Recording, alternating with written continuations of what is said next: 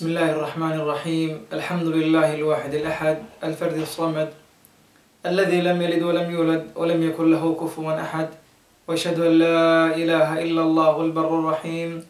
وأشهد أن محمدا عبده ورسوله، وأشهد أنه قد بلغ الرسالة وأدى الأمانة ونصح الأمة وجاهد في الله حق جهاده حتى أتاه اليقين. تركنا عن محجة البيضاء ليلها كنهارها لا يزيغ عنها إلا هالك. اللهم صل على حبيبنا ونبينا محمد وعلى آله وصحبه وسلم. ثم بعد، أحبتي في الله وعنا وناكسن من بعد جوتان إله سبحانه وتعالى وحن كبرنا إنه نقوذ كل مية تحت ظل عرشه يوم لا ظل إلا ظله صدها كان نقوذ كل مية إن شاء الله. اللهم آمين. أحبتي في الله إله سبحانه وتعالى هدور لك النقض وحمد لله استاجد والناقصيرة وقابا بإذن الله إله سبحانه وتعالى وحن كرجينا aniga idiin sheegay oo walaalaha dhageysan doona weliba ilaahay subxaana wa tacaala oo ka yeelo kuwii kuwaana qaata oo ka faa'iidaysta biidnillah. wuxuu leeyahay walaalka qisadan soo rawanayo maalin maalmaha ka mid ah asigoo masjidka ku tukanayo ayaa waxaa la keenay markii salaada laga baxay, salaadii jamaacada markii laga baxay ayaa wuxuu sheekhi yiri mise imaamka masjidka yiri salaadii janaazada ayaa la tukanayaa,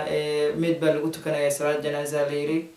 yacni sidii caadada ay tahay in la iclaamiyo markii salaada laga baxo in janaaza lagu tukanayo. ayaa walaalkii wuxuu is yiri ajarka waxaad ka faa'iidaysataa midkan aad ku tukanayso mise qofkan muslimka aad ku tukanayso ajarkiisa ka faa'iidayso aan ha ka tegin.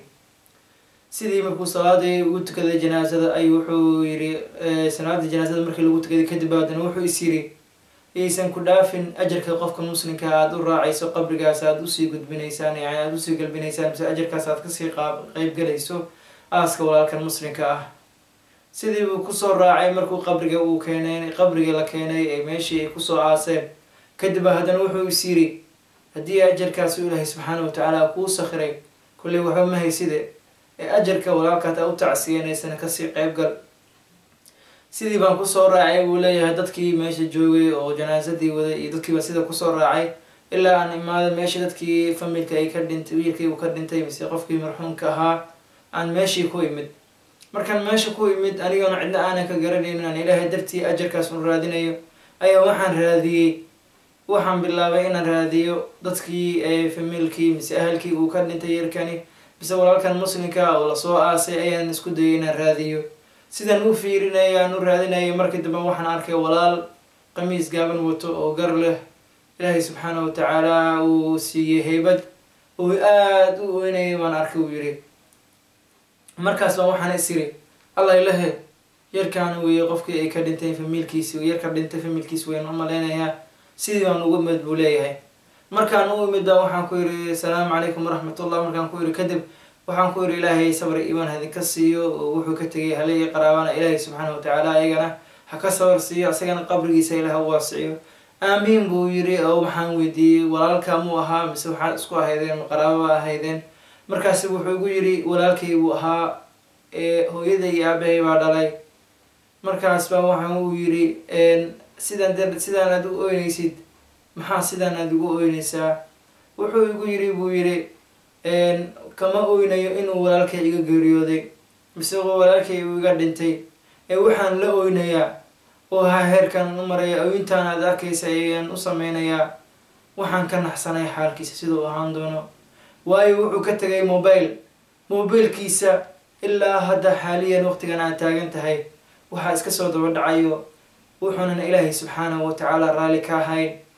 uu dadkii u wada qeybin jiray ayaa iska soo daba dhacay. raabit ha ahaato, linki ha ahaado, xumaantuu qeybin jiray wixii aanan ilaahay subxaana wa tacaala raalli ka ahayn. aniga ma hayso baaswoorkii aan ku furi lahaa telefoonkan, asigii baaswoorkiisii waxay ka hoos mareen gudkii, caradaas bay ka hoos mareen. waxaan la oynayo xaaladaas aan u marayo waa arrinkaas, laa ilaaha ila allah. marka wuxuu leeyahay waxaan ka oynayo mise saanaan u maray maahan walaalkay inuu geeriyooday, geeriga waa xaq, laakiin waxaan ka naxsanahay video mobilkiisa wuxuu uga tegay oo videoyo aanan ilaahay subxaana wa tacaala raalli ka ahayn. intaasoo qof wuxuu u qeybinayay, raabidadu u qeybinayay, sharti uu faafinayay, meel walba adduunyada ugu faafinayay shartiiba baaswoorkiisii asagii la tegay. ma aqaano waxaan ku sameynayo. laa ilaaha ila allah. imisaa jirto oo sida oo kala samaysa axibati fillah imisaa hadda nool aanan ka fikiraynin godkaasi markii hadhow la geliyo hadhow ma ajar baa kuusii socon doono mise xasanaad baa kuusii socon doono adigoonanan ogeyn xumaantaad aad samaysatay aad weli tii aad taadi qaat billah ka taagan tahay haddaad sii dhimato uu kugu sii socdo xumaantaa sii samaynaysay laa ilaaha ila allah ilaahay rabbi raxmaan waxaan ku weydiisanaynaa inaad aakhiradeenna iyo adduunyadeena kuwii wanaajiyaan aan noqono ilaahay way naga dhig kuwii aakhiradooda iyo adduunkooda wanaajiya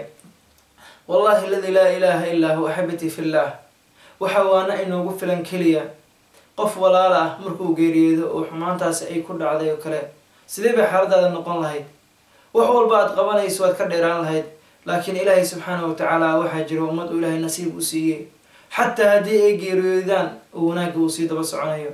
waxaa laga yaabaa inuu facebooka ku qaybin jiray waqtiyadan ee ilaahay subxaanahu watacaala uu xarimka ka dhigay yacni oo qiimaha leh sida bisha ramadaan ha ahaato calaalaha dacwada usoo dirayay mise ha ahaato maalmaha qamiisa iyo jimcaha maalinta qamiista iyo isniinta oo kaleeto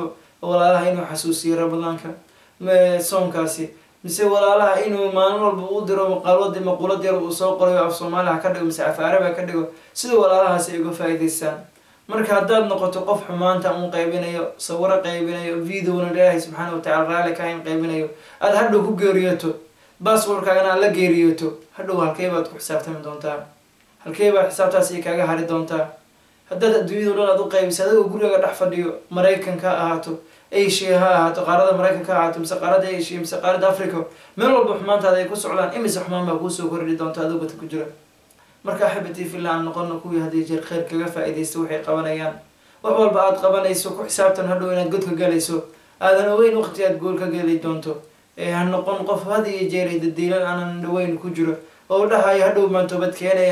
toobad keenaya wallahi alladii laa ilaaha illaa huwa mawid goortay nafta kaa qabxayso oo nafta ilaahay kaa qaadayo markaan ilaahay idinkiisa aan noqono kuwii had iyo jeer kheyrka u darda kheyrka ku dadaala xumaanta ka dheeraada ilaahay subxaanahu watacaala ha naga yeelo hada wabillahi tawfiiq wajazakum allahu khayra salaamu llahi calaykum waraxmatuhu wabarakaatuh